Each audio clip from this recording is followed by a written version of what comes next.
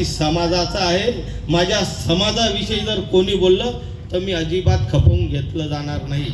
आणि तुम्हाला या भर सभेमध्ये सांगतो, जे जे माझे आदिवासी बांधव आहेत त्यांना सांगतो की हा विश्वास गडरी धनगर आहे आणि त्या धनगराला हा शरद गावित मोठं करत आहे. एवढं लक्षात ठेवा आदिवासींनो की याला याची जागा आपल्याला दाखवून द्यायची आहे. याने पैशासाठी स्वतःला विकून दिलं, समाजाला विकून दिलं. तर हा त्याच्या आईबापांचा राहील का कोणाचा राहील त्याने विचार करावा. ज्याने समाजाला गाण ठेवून दिलं. आमचा आज आदिवासी समाज कोणाच्या घेण्या देण्यातला नाही. आदिवासी समाजामध्ये जर बोगस आदिवासी येत असेल तर आम्ही त्याला समाजामध्ये घुसू देत नाही. अरे एखादा अनोळखी माणूस जर आपल्या घरामध्ये येत असेल तर आपण त्याला अटकवतो, बाबा आम्ही तुला ओळखत नाही, तू कशाला आमच्या घरात येतो. आणि हे तर साधे डायरेक्ट आरक्षण मागतायत, आदिवासी मध्ये घुसण्याचा प्रयत्न करतायत हे धनगर. आणि तो शरद दादा त्यांना साथ देतो. अरे लाजा वाटल्या पाहिजे, इतकी नका लाज सोडू रे. अरे समाजाच्या जीवावर मोठा झालाय, समाजाने मतदान केलं म्हणून तो आमदार झाला. याच्या पुढे उभं राहून दाखव, आदिवासी तुला मत सुद्धा देणार नाही, चपलेने जोडतील तुला. लक्षात ठेव, हा आदिवासीचा दंका तुला भेटल्याशिवाय राहणार नाही. या निमित्ताने सांगतो, ज्यांनी आमच्या आदिवासीच्या मुलांना दिशाभूल केली, आदिवासींचं त्यांनी राजकीय क्षेत्रामध्ये त्यांचा उपयोग करून घेतला, या शरद दादांनी. आदिवासी 150-200 मुलं आज जेलमध्ये आहेत. 3 महिने झाले त्यांना जामीन नाही. पण हा शरद दादा फिरतोय इकडं तिकडं, पळत फिरतोय. जावं याने मोठ्या छातीने सांगावं, हो मी येतो SP ऑफिसला, तुम्ही माझ्यावर गुन्हे दाखल करा. पण हा पळत फिरतोय. पळ कुठे हा शरद दादा, याच्या नादी लागू नका. ज्याने आदिवासी समाजाला चुकीचं वळण लावलं. आज आमचे पोरं जेलमध्ये बसलेले आहे. याला नवापूरच्या बाहेरच राहू द्या, नवापूरमध्ये एंट्री नका देऊ. माझी आई बहीण सुरक्षित नाही राहणार याच्यामुळे. हा फार वेगळ्या विचाराचा आहे, वेगळ्या दिलाचा आहे. आजपर्यंत आपलं नवापूर हे शाबूत आहे. नवापूरला चुकीच्या मार्गाला जाऊ देऊ नका, हेच माझं म्हणणं आहे. याच्या जावाईने एका व्यापाऱ्याला मारलं. याच्या कार्यकर्त्याने, त्या सूरजने, जो पांगरांचा सूरज आहे, त्या सूरजने दारू पिऊन त्या ठिकाणी डोसावाल्याला मारलं. अशी यांची गुंडगिरी आहे. असे लोक तुम्हाला नवापूरमध्ये चालतील का? ज्याने इलेक्शनच्या याच्यामध्ये कोणाला आम्हाला बघितलं नाही, तो जेलमध्ये बसला, तो या नवापूरचं भलं करेल का? हा विचार करा. फक्त पैशाचा माज त्याच्याकडे आलेला आहे म्हणून ते या सगळ्या गोष्टी करत आहेत. माझी विनंती आहे, अशा लोकांच्या नादी तुम्ही लागू नका. दादा तुमचे धंदे काय आम्हाला सगळे माहिती आहे. माझ्या मुलाने सांगितलं 15 लाखाची घड्याळ त्याच्याकडे आहे, 1.5 कोटीची गाडी त्याच्याकडे आहे. 1 नंबरचा पैसा 1 नंबरने कमवतो. खोटं वाटतं तर त्याचं हिस्ट्री बघून घ्या. इन्कम टॅक्स भरतो, तुम्ही टॅक्स नाही भरत, माझा पोरगा टॅक्स भरतो. हे तुम्हाला मोठ्या गर्वाने सांगतो. तुमच्यासारखे थोडी पाणीचे धंदे नाहीत. लोकांना गाळ्या दाखवायच्या आणि घरी ठेवायच्या. 1-1 कोटीच्या योजना दिल्या, खोटे कागदपत्र दाखल केले आणि ते सगळे पैसे हे खाऊन गेले. 1-1 कोटीच्या लोकांना योजना दिल्या, खोटे कागदपत्र सादर केले आणि यांच्या कार्यकर्त्यांमध्ये मिलीभगत करून गरिबाचा पैसा खाऊन घेतले, शेतकऱ्याचा पैसा खाऊन घेतले. परमेश्वर कधीच यांना माफ करणार नाही. यांना यांची जागा दाखवल्याशिवाय राहणार नाही. मी आपल्याला म्हणतो की दादा, तुम्हाला जर बोलायचं तर विकासावर बोला. तुम्ही काय करणार, आम्ही काय करणार याचं उत्तर द्या. त्या विश्वाच्या पॅनलमध्ये कोण कोण आहे एवढं जरा नजर ठेवा, लक्ष ठेवा. नवापूरची जनता सुज्ञ आहे, समजदार आहे. त्याच्यामध्ये समजून जाईल. A टीम आणि B टीम दोघी बरोबर काम करून राहिल्या. कोण कोणाजवळ गाण ठेवलं होतं, कोण कोणाकडे अध्यक्षपद जाणार होतं, कोणाचं चिन्ह लपवून ठेवणार होते, या सगळ्या गोष्टी नवापूरला समजतात. नवापूर मध्ये ज्या घडामोडी झाल्या त्या सगळ्या तुम्हाला कल्पना आहेत आणि या लोकांच्या नादी तुम्ही लागू नका, एवढंच या निमित्ताने सांगतो.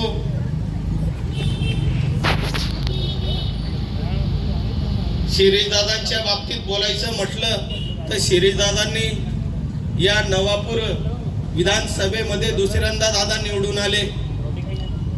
या विधानसभेच्या माध्यमातून आमदाराला दरवर्षी 5-5 कोटी रुपये मिळतात, तर 6 वर्षाचे 30 कोटी रुपये दादांना मिळाले. या 30 कोटीचे नवापूर शहरात एखादं काम दाखवून द्या तर एकच आहे, दादांचा घरचा रस्ता बघून घ्या, एकदम चकचकीत आहे आणि लाईट लावलेले आहेत, दुसरीकडे कुठंच नाही.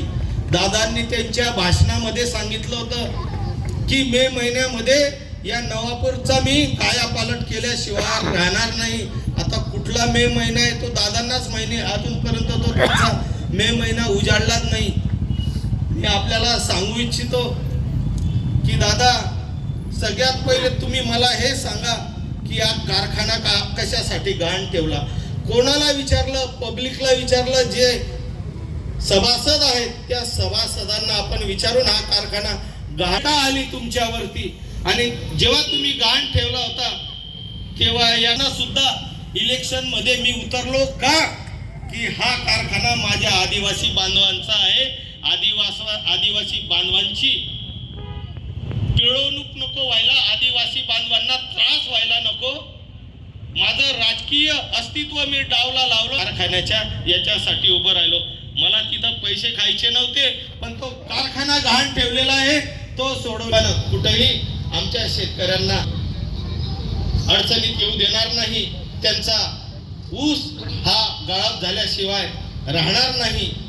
दादा, या नवापूरमध्ये इलेक्शन चालू आहे आणि त्या इलेक्शन मध्ये आपल्या काँग्रेसवाले आम्हाला दम देत आहे. हे योग्य आहे का? भैया पवार, कैलासवासी भैया पवार यांचा मुलगा आहे रोशन पवार, याला दमदाटी केली. रोहन पवार हे इथं स्टँड दिसतं, इथं 10-10:30 वाजता 13 तारखेला रात्री एका मारवाडी समाजाच्या व्यापाऱ्याला मारलं. ते योग्य आहे का दादा? एक जो मुलगा एका माणसाकडं 10-12 वर्षापासून कामाला होता, तो आमचा दमूभाऊ पाटील या ठिकाणी बसलेला आहे. त्याच्या इथं एक जण कामाला होता, त्यांच्याच समाजाचा होता शंकर भाऊ पाटील यांचा. शंकर भाऊ पाटील याच्या मुलाला कोणी मारलं? दादा, याचं उत्तर तुम्हाला द्यावं लागेल. हे काँग्रेसचे लोक हे तुमच्या बरोबर आहेत, तेच आज दादागिरी करत आहेत आणि आज आमच्या भोळ्या बाबड्या जनतेला दमदाटी करत आहेत. याचं उत्तर सुद्धा तुम्हाला द्यावं लागेल दादा. एक प्रजापत समाजाचा मुलगा आहे, तो वार्ड नंबर 4 मध्ये आहे. त्या वार्ड नंबर 4 मध्ये कोण उभा आहे, कोण कोणाला दम देत आहे? त्या वार्ड नंबर 4 मध्ये तो प्रजापत समाजाच्या मुलाला दम दिला की याद राख, घड्याळाला जर तू मतदान केलं तर घड्याळाचं स्टेटस ठेवलं तर. इतकी मोठी दादागिरी चालली दादा ही का असं? अरे तुम्ही तर आमदार आहेत, तुम्ही अशा लोकांना आवरलं पाहिजे. बरं झाले ते माझ्यापासून दूर झाले, नाही तर मीच बदनाम व्हायचो. आता त्यांना तुम्ही सांभाळतायत, याचं उत्तर तुम्हाला द्यावं लागेल, जनतेला द्यावं लागेल. आणि ही जनता सगळे लक्षात ठेवते. जनतेला माहिती मी भरत भाऊ हा खोटं बोलत नाही, बोलणार नाही. तो प्रजापत आहे, त्याचं नाव ध्रुवेश प्रजापत आहे. त्या ध्रुवेश प्रजापतला यांनी दम दिला. त्याची मिसेस ही आदिवासी समाजाची आहे, माझी नातेवाईक लागते, म्हणून त्याने ते पोस्टर ठेवलं, ते बॅनर ठेवलं आणि त्याला स्टेटस वरनं ते दादागिरी करता. दादा, ही दादागिरी थांबवा. इतके दिवस आम्ही बदनाम होतो, आता तुमच्याकडे पार्सल आलेलं आहे, ते तुम्ही सगळं पार्सल सांभाळा. नवापुर में अमन शांति रखना चाहते हैं या नहीं मेरे भाइयों? बोलो हाँ या नहीं? तो ऐसे लोगों को दूर रखो और घड़ियाल को वोट दो. इतना ही मैं बोलना चाहता हूँ. जो नवापुर के अंदर आज आप सब देख रहे हैं, वो नवापुर का वातावरण शिरीष दादा ने खराब किया है. दादांनी माझी चौकशी इतकी केली, माझ्या पतपेढीची चौकशी विधानसभेमध्ये त्यांनी काढली. लक्षवेधी सूचना मांडली की माणिकराव पतसंस्थेची चौकशी करा. सगळ्या चौकशा माझ्या झाल्या, माझ्या प्रॉपर्टीच्या चौकशा झाल्या, सगळ्या श्रीदादांनी माझ्या चौकशा केल्या, पण कुठंच त्यांना काही भेटलं नाही. हा भरत गावीत जसाच्या तसा बाहेर निघाला, याच्यावर कुठलाच दाग लागला नाही. कारण मी पण माणिकराव दादांचा मुलगा आहे आणि मी सुद्धा त्यांच्या पावलावर पाऊल ठेवून चाललेलो आहे. दादा, मागच्या विधानसभेच्या वेळेस एक व्हिडिओ फिरत होता, कोण पैशाची गड्डी घेऊन बसलं होतं आणि कोण वाटत होतं. हे पब्लिक जानती आहे, पब्लिकला सगळं माहिती आहे, कोण कसं आहे कोण कसं नाही हे तुम्हाला पण माहिती. दादा, तुम्ही आमच्यावर बोलण्यापेक्षा स्वतःकडे बघा आणि हे तुमची पिलावळ आहेत ना कुत्र्यांची, यांना सांभाळा. ती पिलावळ पहिले माझ्याकडे होती, माझ्या पाया साठायची, आता ही सोडून तुमच्याकडे आली. ही पिलावळ आता तुमची पाया चाटते. शेवटी कुत्र्याचा गुणधर्म आहे तो मला माहिती आहे. जो कुत्रा माझ्याकडे राहिला तो कुत्रा माझे पाय चाटणार आहे, समोरच्याला भुंकणार आहे. आज ती पिलावळ तुमच्याकडे आलेली आहे, ती तुमची पाया चाटत आहे, ती नक्कीच माझ्यावर भुंकणार आहे. शेवटी कुत्र्याची जात आहे. त्यांना हे माहिती नाही की माझा बाप कोण आहे, माझी आई कोण आहे, पण मला कोणीतरी सांभाळून राहिलं हे त्यांना समजतं आहे. म्हणून ज्यांना त्यांचा काहीच ठाव ठिकाणा माहिती नाही अशी ही पिलावळ ठेवलेली आहे, त्यांना पहिले विचारा की तुम्ही याच भरत भाऊच्या नावावर पुढे चालले होते. त्याच्यात तो अजून म्हणतो, तो एक अजून त्याच्यातला आहे सुनील पवार, तो म्हणतो मी सुरतहून येत होतो, दोन मित्र भेटले, एक याचा मित्र एक त्याचा मित्र, कोण पुढे येणार कोण मागे येणार. सुनील पवार, तू जर खऱ्या तुझ्या आईबापाचं दूध पिलं असेल, त्या दोन लोकांना माझ्या समोर घेऊन ये, त्यांना माझ्या समोर सांग, सबूत दाखव. आणि ज्या दिवशी त्यांनी सांगितलं हो आम्ही असं बोललो होतो, मी राजकारण सोडेल, नाही तर तू सांग मी 1 नाही 12चा, हे समोरासमोर करून दाखव. दूध का दूध, पाणी का पाणी हो जाएगा. आरसी दादा, अरे तुमच्या बायकोची ज्या ज्या ठिकाणी तुम्ही ग्रामसेवक म्हणून आहेत त्या ठिकाणी किती भ्रष्टाचार तुम्ही केलेला आहे, किती तुमच्या तोड्या पाण्या झालेल्या आहेत हे भरत भाऊला माहिती आहे. सगळ्या गोष्टी तुमच्या माहिती आहे. आरसी दादा, कुठं कुठं खातात, कुठं कुठं काय करतात, तुम्ही माझा नका काढू. त्या जाधव माझ्या वतीने पैसे खात असतील, दाखवून द्या तुम्ही आरसी दादा की आम्ही काय खाल्लंय आणि तुम्ही काय खाल्लंय ते आम्ही तुम्हाला दाखवणार. उगाच तुमच्या तोड्या पाण्याने होत. आणि या पाया पडण्यासाठी शेवटी भरत भाऊकडे तुम्हाला यावं लागतं. आज भरत भाऊ 3-3 लाख रुपये तुम्हाला देतो. आज भरत भाऊ पुतळ्यासाठी 5-5 लाख रुपये देतो. हिम्मत आहे तुमच्या त्या आमदारामध्ये? अरे बोला, शेवटी हा आदिवासीच कामात येतो. हाच आदिवासी दिनाच्या दिवशी आम जनतेसाठी श्रमदान करतो, अन्नदान करतो. तुमचा दादा तेव्हा कुठं जातो? अरे एखाद दिवशी तुमच्यावर बितेल ना आरसी दादा, हाच दादा तुमचा फोन उचलणार नाही, हा कधी तुमच्या कामात येणार नाही. तो त्यांच्या आईवडिलांचा नाही झाला, त्याच्या परिवाराचा नाही झाला, श्री दादा तुमचा होणार का, माझा होणार का? अरे नाही होऊ शकत, एक कोणाचा नाही होऊ शकत, जनतेचा काय होणार? म्हणून माझी हात जोडून विनंती आहे तुम्हाला की उद्याची निवडणूक ही तुमची आमची आहे, सर्वांची निवडणूक आहे, एवढं लक्षात ठेवा.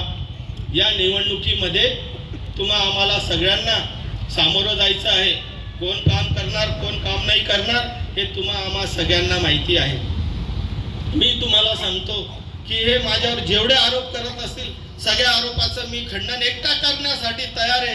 यांनी 10 पिलावळ आणली पण आहे एक मर्द त्यांच्यासाठी काफी आहे. मी तुमच्यासाठी 100 नाही घेऊन फिरत, मी एकटा आहे. आणि तुम्हाला हे बी इथून चॅलेंज करून सांगतो, त्या महामानवाची शपथ घेऊन सांगतो, मी बी आणि हा नरू भाऊ बी या नवापूर मध्ये अमन शांती चालणार. ना भरत भाऊ दादागिरी करणार, ना भरत भाऊचा पोरगा दादागिरी करणार, ना नरू आप्पाचा पोरगा. अरे नरू आप्पाचे मुली आहेत पण नरू आप्पाचे भाऊ किंवा त्यांच्या परिवारातलं कोणी दादागिरी करणार नाही. कोणी जर दादागिरी केली आम्ही तुमच्यासाठी बसलो आहे. कोणाच्या व्यापाऱ्याच्या कोणाच्या आया बहिणीच्या इज्जतीला हात लागू देणार नाही, हे अभिवचन आम्ही तुमच्या समोर देतो. पण चुकीची बदनामी करू नका, चुकीचं काम करू नका. आज या नवापूर मध्ये प्रत्येक धार्मिक ठिकाणी हा भरत भाऊ फुल नाही पण फुलाची पाकळी ही त्याची सेवा असते. इतक्या वर्षानुवर्षापासून या नवापूरमध्ये गणपती बाप्पांचा उत्सव होतो. प्रत्येक उत्सवामध्ये हा भरत भाऊची ही प्रत्येक मंडळासाठी सेवा असते. कुठं 5,000, कुठं 10,000, कुठं 15,000, कुठं 20,000, कुठं 25,000. का? कारण हे शहर माझं आहे. या शहराने मला भरपूर दिलेलं आहे. नाव, इज्जत, पैसा सगळं या शहराने दिलंय. म्हणून या शहरासाठी तन मन धन सगळं मी लावणार. पण या शहराला कुठल्या गोष्टीला कमी पडू देणार नाही. जिथं जिथं धार्मिकता आहे त्या ठिकाणी हा भरत भाऊ आहे. तुम्ही बघितलं असेल शिवाजी हायस्कूलवर शिवपुराणाचा कार्यक्रम झाला त्यावेळेस सुद्धा या भरत भाऊने सगळ्यात मोठी रक्कम त्या ठिकाणी सेवेमध्ये दिली. जिथं जिथं धार्मिक कार्यक्रम आहे त्या ठिकाणी आहे. जिथं जिथं गरबा मंडळ आहे त्या गरबा मंडळ मध्ये या भरत भाऊने सेवा दिलेली आहे.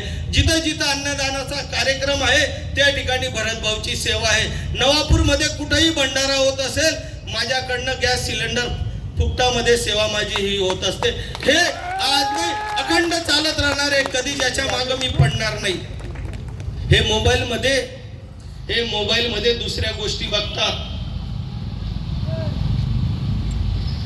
हे मोबाईल मध्ये दुसऱ्या गोष्टी बघतात. पण तुम्ही माझ्या शेतावर येऊन बघा. मी गाई मातेला सांभाळतो. मी गोसेवक आहे.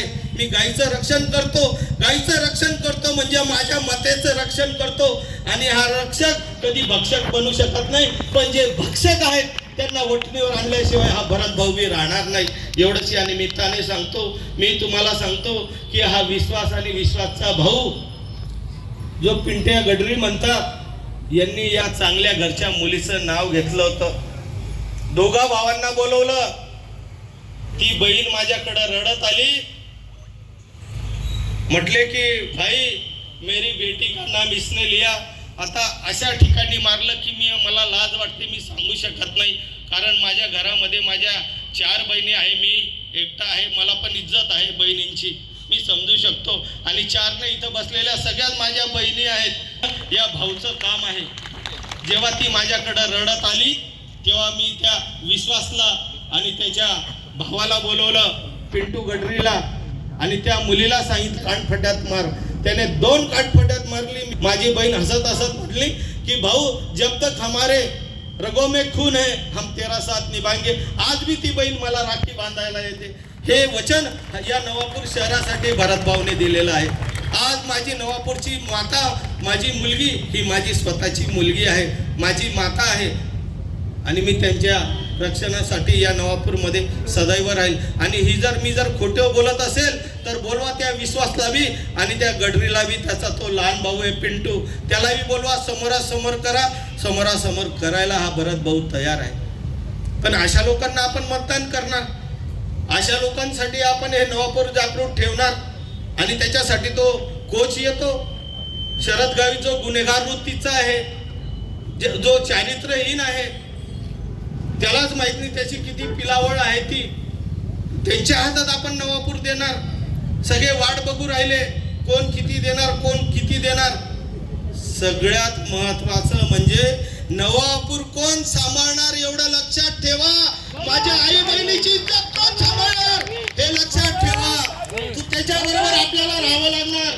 पैसा आज आहे उद्या नाही आहे. पण शेवटी माझ्या आया बहिणींची इज्जत ही सगळ्यात महत्वाची आहे. आणि ती सांभाळण्याचं काम तुम्ही आपण करणार आहोत. हे नवापूर तुमचं आमचं आहे. या नवापूर मध्ये राहणारं प्रत्येक घर हा माझा परिवार समजतो कुटुंब समजतो.